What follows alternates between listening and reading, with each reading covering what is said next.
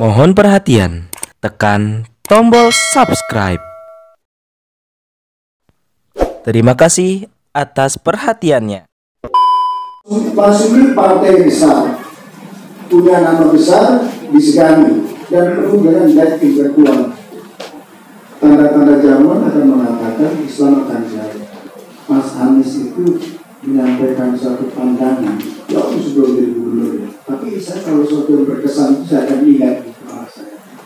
Anies bilang begini, mohon maaf Anies kalau saya salah, jadi kita tahun 2000-an ada nanti suatu masa pemimpin nasional itu bukan dipegang oleh para aktivis.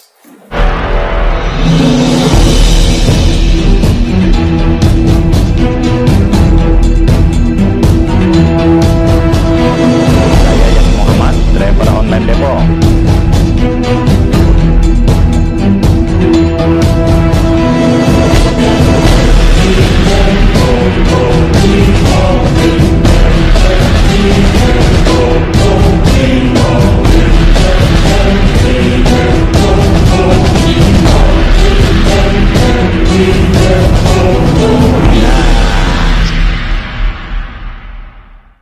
Terima kasih. Assalamualaikum warahmatullahi wabarakatuh.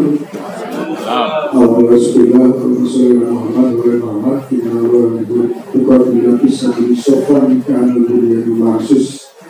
yang saya hormati, saya muliakan, saya cintai sahabat saya di Cilosari, Pak Dr. Ahmad Yani. Luar biasa, beliau menjadi presiden Partai Masyumi kita buat beliau. Bagus karena beliau satu generasi dengan saya harus berikan dukungan penuh kepada beliau ya. Kebanggaan sama-sama di Silo jadi aktivis dan tidak pernah pensiun jadi aktivis itu ya. Suka ada disebut pensiun aktivis, jadi aktivis nggak boleh pensiun, sekali jadi aktivis terus tetap jadi aktivis. Bagus Maria yang ahli nanti persoalan masalah kecurangan, penyimpangan, memang beliau yang pertama itu ya mengawal KPU ya, yang ada reformasi. Terima kasih. Kemudian Pak Adi di Dewan Dakwah. Saya kira Dewan Dakwah ini adalah lembaga yang memang dilahirkan oleh Masyumi. Ya.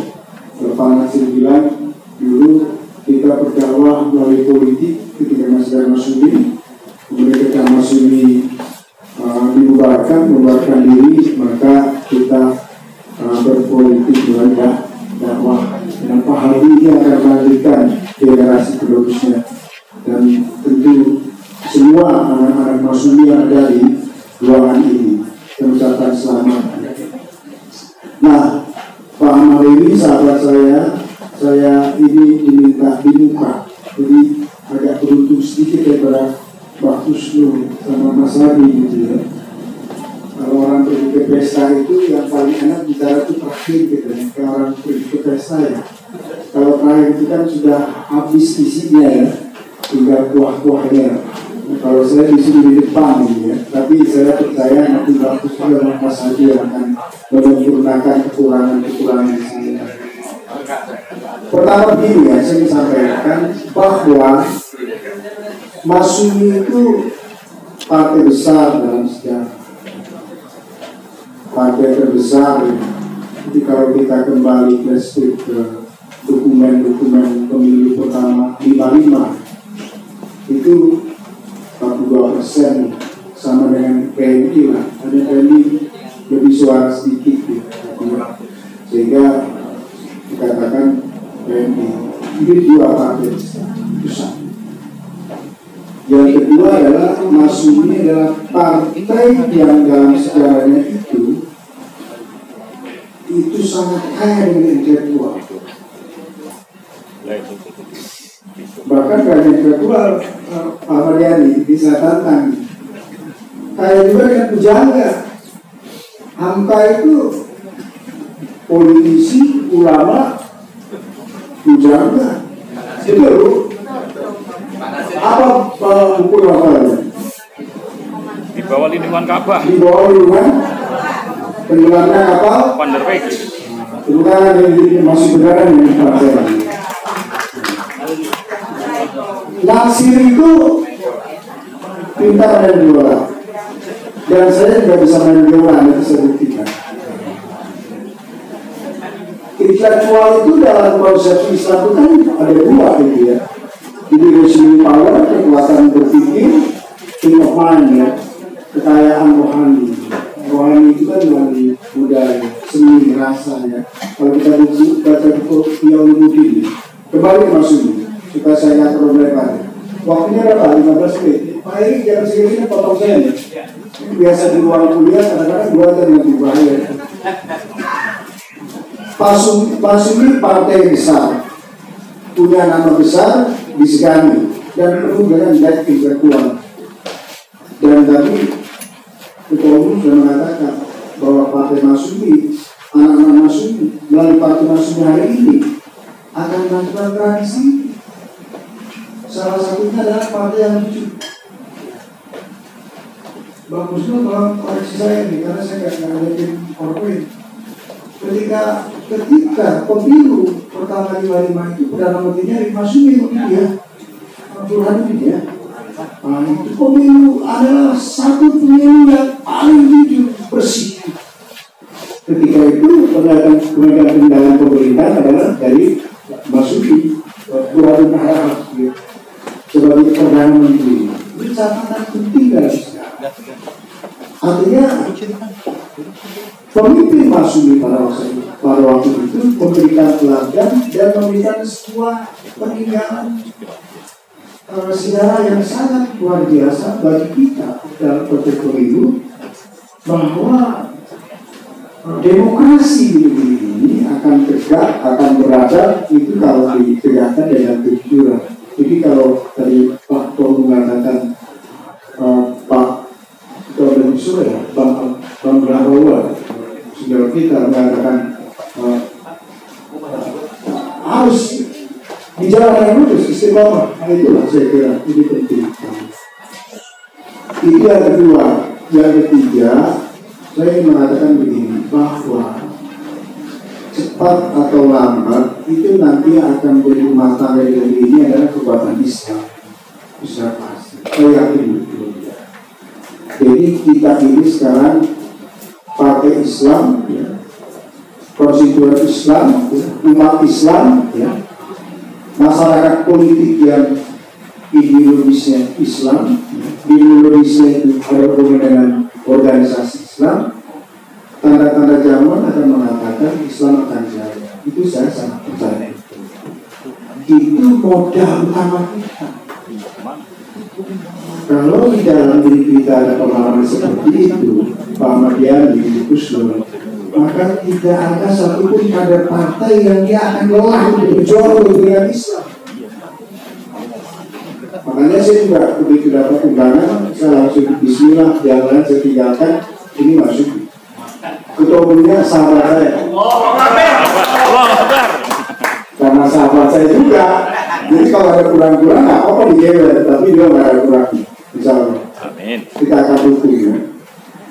Sebagai kader partai, di kader partai ya, kita bertanya, ini Masyumi ini akan menjadi partai apa ke depan? Dalam rangka konsolidasi. Bagus dulu yang lebih hari lagi, saya ada bumbunya saja. Secara teoritis kan partai itu bagi 3. Kalau misalnya sekarang ada 4 utamanya. Partai massa, sebenarnya massa.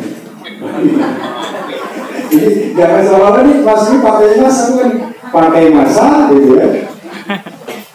Partai kader atau kombinasi massa dan kader. 3 kan? Yang keempat partai kader.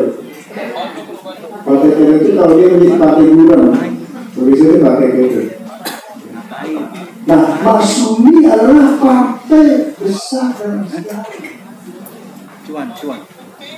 Jadi, fungsionaris partai Masyumi harus paham itu, membawa satu tanggung jawab yang sangat mulia. Saya coba arah-arah lagi, Pak Abbas sebelum ngomong saya. Oh, Pak, Masyumi adalah partai kombinasi, kader dan massa. Tapi dimulai dengan kader, bukan massa. Kader dan massa. Saya nggak bicara posisi Mas Umi sekarang ya, tapi Mas Umi punya waktu konsolidasi lagi 5 tahun lagi 2009 kan. Jadi tepat kalau Ketua Umum mengatakan tugas kita sekarang apapun keputusan dari MA, kita tidak boleh diam, tidak harus stagnan, mengawal kejujuran pemilu, mengawal agar pemilu itu betul-betul demokratis, tidak ada kecurangan. Itu tugas kita sebagai warga negara Indonesia. Siapapun dia fungsionaris partai atau bukan, tapi lebih lagi dia kader partai. Kepentingannya lebih besar karena yang diamanahkan oleh konstituennya ke partai bahwa konstituen inginkan tegaknya pemilu yang jujur, adil, yang beradab. Demokrasi ini mesti beradab. Ini kata-kata beradab ini sering digunakan oleh tokoh-tokoh Masumi gitu ya. Jadi harus dikawal. Nah, demikian bapak-bapak ibu-ibu di kader partai ya yang di forum ini, jangan lupa ya bahwa Masumi yang sekarang ini, karena tiga saya sekarang ini dalam pengertian karena ini mulai bangkit lagi, bagus tuh ya. Dulu ada partai Masumi, banget dulu ya di awal reformasi. Ada Masumi baru, tapi nggak ada Masumi lama, adanya Masumi baru, Bang Ridwan Kamil ya. Ada Pui, Profesor Dr. Dianur, ini semua keluarga Masumi kalau saya lihat ya. Nah sekarang bangkit kembali Ahmad Yani. Nah konsolidasi itu menjadi penting. Bagaimana kita mensikapi konsolidasi adalah menurut saya belajar dari kegagalan partai-partai sebelumnya. Baik partai yang tidak masuk dalam verifikasi ya, maupun partai-partai besar yang juga gagal dalam membangun demokrasi yang beradab, dalam membangun partai yang betul-betul modern, partai yang memiliki ideologi. Masuk itu kan partai yang punya ideologi. Kita tahu zaman Orde Baru itu ideologisasi sangat kuat dimunculkan ya, karena Golkar sendiri waktu itu dia punya benchmarknya itu adalah pembangunan berikutnya. Dia departemental, dia tidak mulai dari ideologi pembangunan. Tapi partai-partai lain masih ada ideologi apapun diposisikan ciri identitas dia pasca ada tunggal dan sebagainya gitu ya. Tapi pada prinsipnya maksudnya partai ideologis. Kalau partai ideologis maka pertama dia harus partai kader, bukan partai khas. Jadi kualitas. Nah, Pak Ahmadiyah dengan teman-teman kalau kita mencari kualitas ada beberapa hal yang harus diperhatikan. Apa tantangan bangsa Indonesia ke depan? Saya dulu pernah dengar Mas Anies itu menyampaikan satu pandangan jauh sebelum jadi gubernur ya. Tapi saya kalau sesuatu yang berkesan itu saya akan ingat di kepala saya. Anies bilang begini, mohon maaf Anies kalau saya salah, jadi kita tahun 2000-an saya dengar. Ada nanti suatu masa pemimpin nasional itu bukan dipegang oleh para aktivis. Dulu kan aktivis atau pergerakan Soekarno Hatta. Kemudian kalangan pertama kalangan intelektual di masa pergerakan nasional. Kemudian setelah kemerdekaan para aktivis. Kalau tidak Orde Baru ya, kalau ketua ormas menjadi anggota DPR dan ketua KMP. Tapi nanti pemimpin nasional akan dipegang oleh kaum profesional.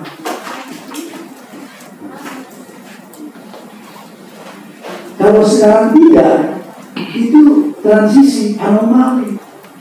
Tapi masyarakat sekarang ke profesional dengan sekelilingnya itu. Partai harus membaca ini. Jadi kendaraan-kendaraan ormas itu tidak lebih populer, tapi profesionalisme. Nah, profesionalisme ini dijawab dengan apa? bahwa fungsionaris partai itu harus punya skill, punya kemampuan sesuai dengan tantangan-tantangan yang dihadapi oleh bangsa Indonesia. Maaf, hampir 3 menit lagi. 3 menit kan. Saya sih wilayah ini aja ya. Nah, karena partai Mas ini partai dunia akhirat,